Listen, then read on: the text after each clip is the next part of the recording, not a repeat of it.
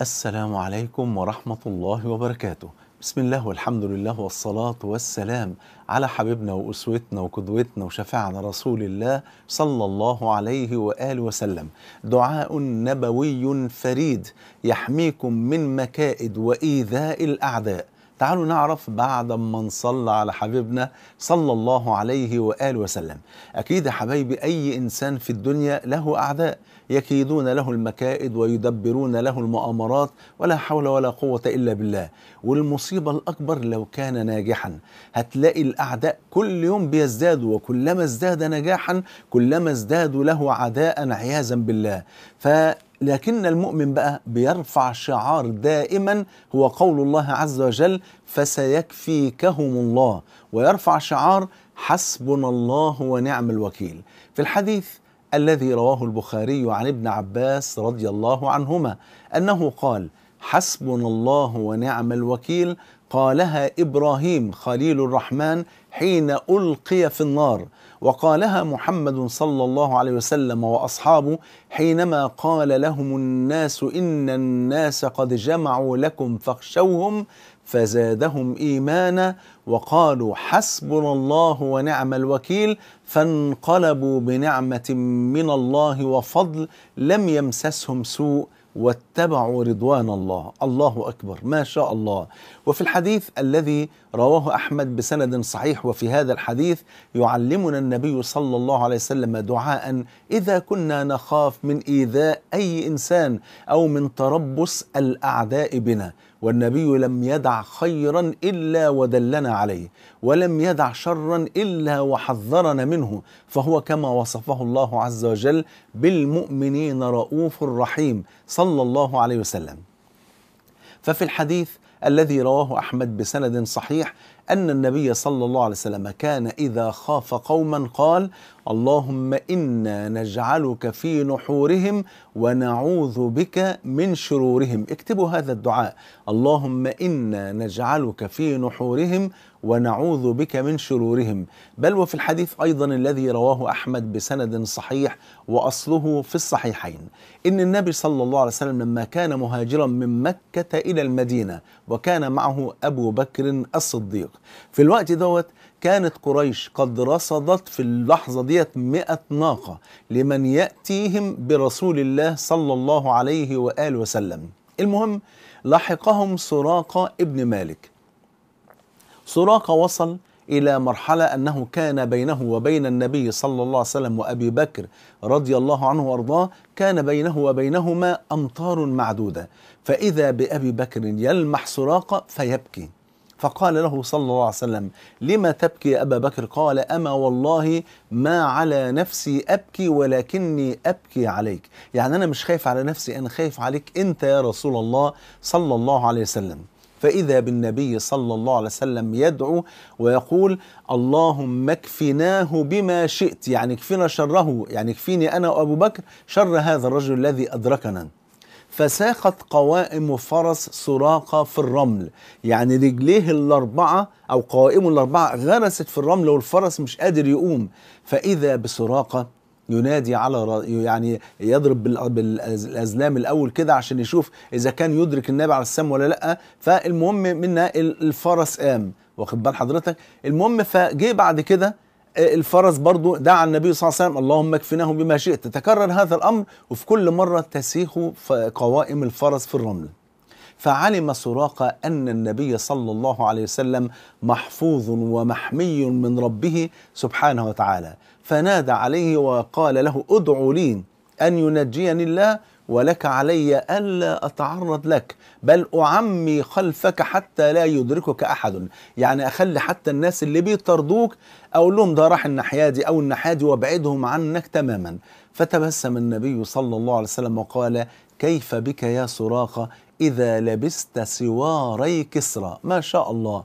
تخيلوا حضراتكم النبي صلى الله عليه وسلم مطارد في الصحراء وقريش رصدت 100 ناقة، يعني زي النهارده كده 100 عربية مرسيدس أحدث موديل، لأن دي كانت بالنسبة لهم الناقة دي المرسيدس بتاعت الصحراء في الوقت ده.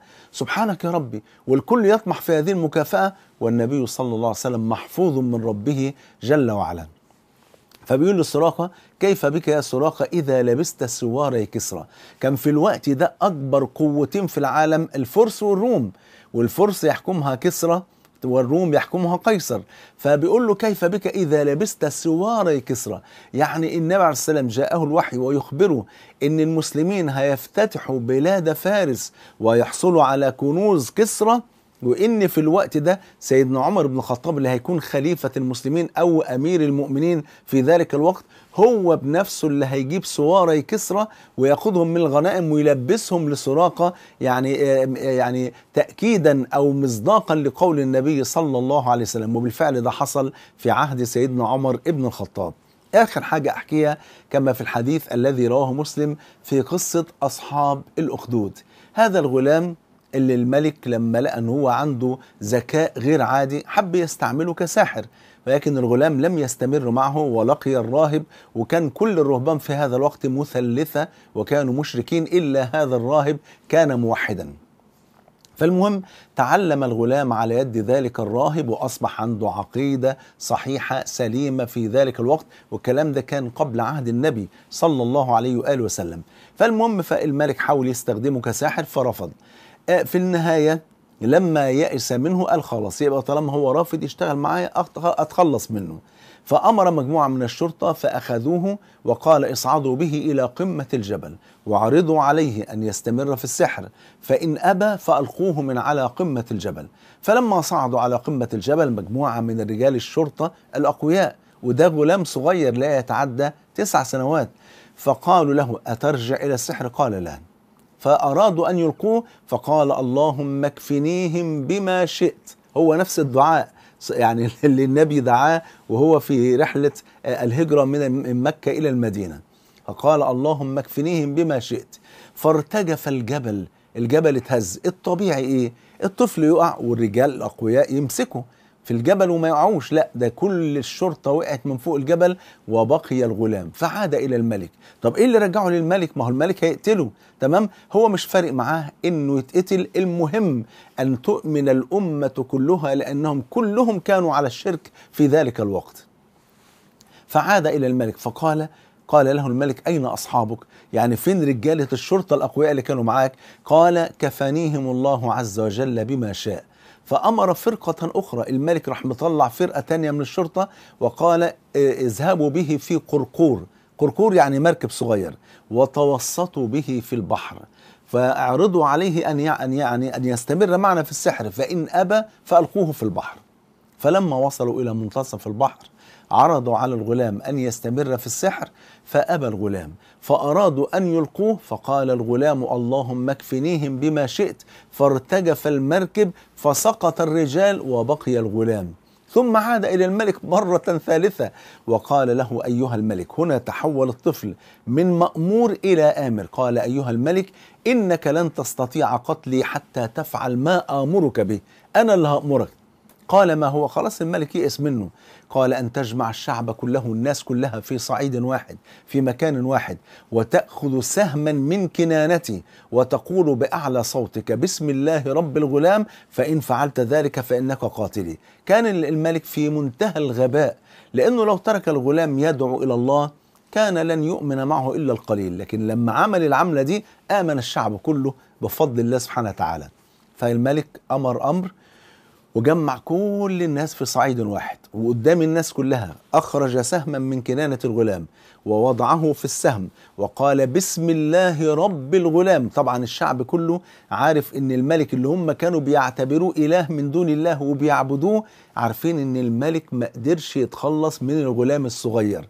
فلما قال بسم الله رب الغلام فضرب السهم فوقع في صدغ الغلام فمات الغلام، فقام الشعب جميعا وقالوا: آمنا بالله رب الغلام. الوزراء بقى والحاشية قالوا للملك: قد وقع ما كنت تحذر، انت كنت خايف ان 5 6 يؤمنوا معاه، اهو الشعب كله آمن. فأمر بالأخاديد فحفرت لهم وألقوا فيها ولا حول ولا قوة إلا بالله. كانت آخر واحدة امرأة كان معها طفل رضيع فتقاعست وخافت على طفلها، فأنطق الله ذلك الطفل وقال لها: يا أمة اقتحمي فإنك على الحق. شوف قد ايه، فثبتت الأم وألقت بنفسها، فمن ألقي في تلك النار كان في جنة الرحمن يوم القيامة بفضل الله سبحانه وتعالى. فالدعاء الذي يحميكم من مكائد وإيذاء الأعداء هو أن تكثروا من حسبنا الله ونعم الوكيل، ومن قول النبي صلى الله عليه وسلم اللهم إنا نجعلك في نحورهم ونعوذ بك من شرورهم، ورقم 3 اللهم اكفنيهم بما شئت وكيف شئت. تمام؟ 3 حاجات كتروا منهم، ربنا يحميكم من كل الأعداء.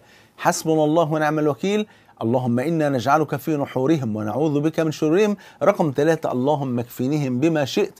ولو حبيت تقول اللهم اكفنيهم بما شئت وكيف شئت فلا بأس بذلك بفضل الله سبحانه وتعالى. حفظنا الله وإياكم من كل عدو لنا، وجمعني الله وإياكم مع الحبيب المصطفى صلى الله عليه وسلم في الفردوس الأعلى. بحبكم في الله، والسلام عليكم ورحمة الله وبركاته.